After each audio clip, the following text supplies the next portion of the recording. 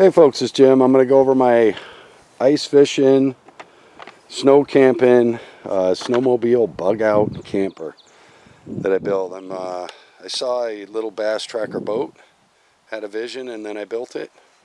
Something to do in the long winters in Maine. Had some space in the garage, so I built it.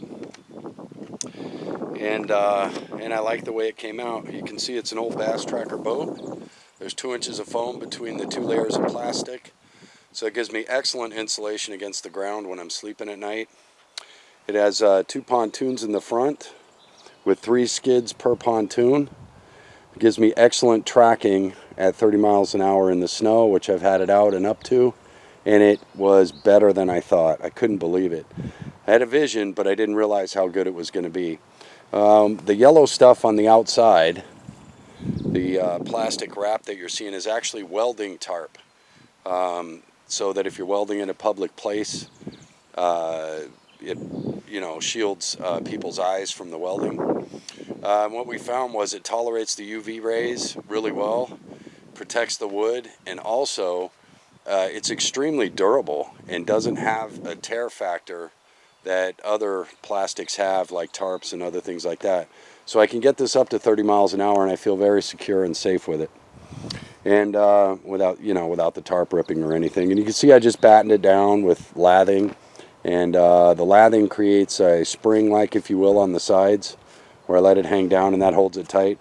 I still have to put up in that corner right there, I still have to put one more lathing down. I was just cutting in the trim and finishing it off, making sure I could do it. I'll show you the front. The front is quite simple, 2 pontoons. But that's what makes it track so well. You can see the little hitch there. We go up. You can see I've got the little corrugated plastic roof. And the reason why I did that is because what I found was I have a 30 to 50 degree rise. If the camper is facing the east in the morning, within 20 minutes, this raises almost 50 degrees as soon as the sun comes up, which is amazing. 30 degree minimum, which shocked me, but that's why I built it. I had a feeling the thermals of this would be just superb. Then if you look up here, we have a 50-watt solar panel. It's just bungeed on, and it tolerates the wind quite well. And I've had it again up to 30 miles an hour, and it held. And again, it's just held on with bungee clips, so I can take it off, do whatever I want. So far, so good. You can see it's just sealed in here, so when you're driving, you don't have to worry about the water getting in or anything, and it is watertight. Again, I had it up to 30 miles an hour. I still have to do some finish work, but you can see how thick this plastic is. And inside, if you'll notice, it's an air barrier because of the way I cut these. It allows it to roll in, and you can see the plastic roof right here. So it allows an air barrier to develop in here, and that's what creates the instant warmth as soon as the sun is up. So when I put these here, because you'll see when I open up the doors why. Because remember, I'm going to take this ice fishing. So since ice fishing was the primary, let me get you into the back here so you can see it from the back. See the ground there, and we'll try and stick you in so you can kind of see it pretty good. Notice it goes up, way up, so I can stand up and get dressed. That was one of the other factors that I wanted. I wanted to be able to stand up, get dressed, be able to go 30 miles an hour, have excellent warmth in case sometimes it gets 20 or 30 below out here, and that leads to, you got a wind chill on top of it, you got big problems. And this is a brace that I put up at the top. I'll show you that later if you can't see it. But this brace allows me to, now I can sit and ice fish, and I've got my complete windbreak. So, and that was the other factor that I needed. No wind, drill my hole right here. My camp's right at my ice fishing hole. I can sit here, watch my traps, or I can sit inside if it's cold and windy. And it gives me a lot of options, but if I'm snow camping, that's where everything gets really neat. And that's one of the problems I had snow camping. I can take a tent, I can go out, I can set up, and I can do it. I can build a lean-to. I can do all of those things. But the one thing I wanted to be able to do was hit spot, spot, spot. Go, go, go. I didn't want to be breaking down and setting up a camp all the time. I wanted to hit spot after spot after spot, maybe do a 7-day trip and stay in 7 different places. And to cut down on all the work with that, because you have a very limited time in the deep winter of Maine, you've got about 8 hours of good working time in Maine before you don't get a lot of light in Maine in the winter. We just don't have it. You know, solar wise, we get about 4 hours of good solar, and then you've got maybe 4 hours of limited solar. So when we build the solar system, we actually only plan it for 4 hours a day of peak sun. So anyway, I just wanted to share that with you. The snowmobile that tows it is an Arctic Cat. It has a range of 150 to 180 miles standard. Towing, that drops it down. But with 5 gallons extra of gas, I have a range of up to 250 miles, which means that I can go in 125 miles before I hit my point of no return and then back out. And that still leaves me about 25 to 30 miles beyond my POA or PON. So anyway, I just wanted to share that with you. And let's look at some of the features that we have in here. The first thing that we'll look at, sorry, I've got my charging a battery for a friend, so we'll pull out my seat. I'll put that back in a minute.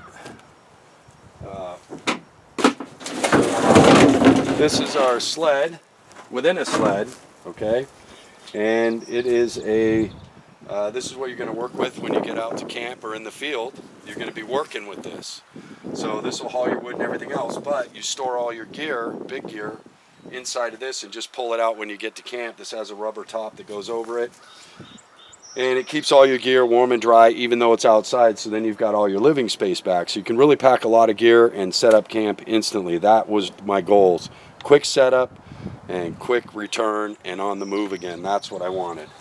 So anyway, we'll get this out of the way. It's just a standard little sled. You pull it, haul your wood, do whatever you want. You know, and you need that if you're setting up a fire or something like that, which having the welding cloth around it makes this thing tolerate heat pretty well. So anyway, it's a bass tracker. It's 2 layers of plastic. Tolerates, I've had it out at 20 below and it hasn't cracked once. It hasn't done anything. I walk on it. On the inside, it flexes beautifully. I don't know what kind of plastic they made, but it's excellent for cold temperatures, and it tracks like a dream. And you can see how big the space is inside, I hope. Let's pull you in a little bit. You can see how big the space is. And it gives me, and you can see the corrugation there, which gives us even better, right? For sleeping, allows the air to wrap around us, right? And it's plenty of room in there. I just feel so awesome when I'm sleeping in this thing. You know, you got drink holders on the side. Sorry about all the mess, but I haven't cleaned it up yet. Up front there, you see the solar in operation. We got 13.8 volts on this battery, and we're just pulling it in. When I got this battery from a friend of mine, it's a Deca Solar, and it was at 11.2. He didn't want to put it on a standard charger because he didn't want to ruin it. So I've taken it in 3 days now. I've got it holding at 12.58. That's what it tested out at this morning. And now we're going to bump it a little bit again, try and get it back up to 12.7, 12.8 today. So, but you can see, notice the theme here. That same control panel you've seen in my garage on my deck. This is what I was telling you about. This control panel allows me to set up all electronic systems, test, run all circuits, figure out the number of circuits I want per each unit before I purchase one single product. That's why I build this box. It's my test box and it's my circuit box that allows me to absolutely ensure what systems I want. Not only that, it's mobile. It does everything I want. This box can go into my other camper that you'll see at another time. Over there we just have a 600 watt pure sine wave inverter. Sorry, it's cold out. Down here we have the little buddy heater, little propane tanks that keeps the each one of those cylinders will last me a day. So if I want to go in the week, I just pack 7 of them. Actually, they last me 2 days almost, because I don't need it in the morning. Once the sun hits this, Once the sun rises and hits this, you need zero heat. So when I get up in the morning, I'm not really going to need heat. The only time I need it is 2 hours at night if I've had a long day, and that dries out all my clothes and everything if the sun's already gone down. Because this thing will cook, and I've left it so we have a flex up at the top that I control, which allows all the moisture to flow out of the box.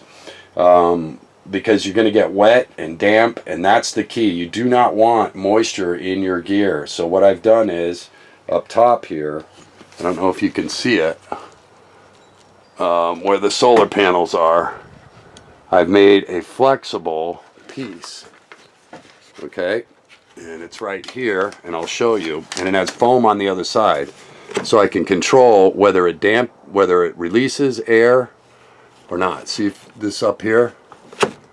So I can control that. And with the foam on top, it completely seals it, and I wanted that so that I can keep it venting, and I can open it from the inside as well as the outside. That was my point that I wanted, because once you get your gear in here, once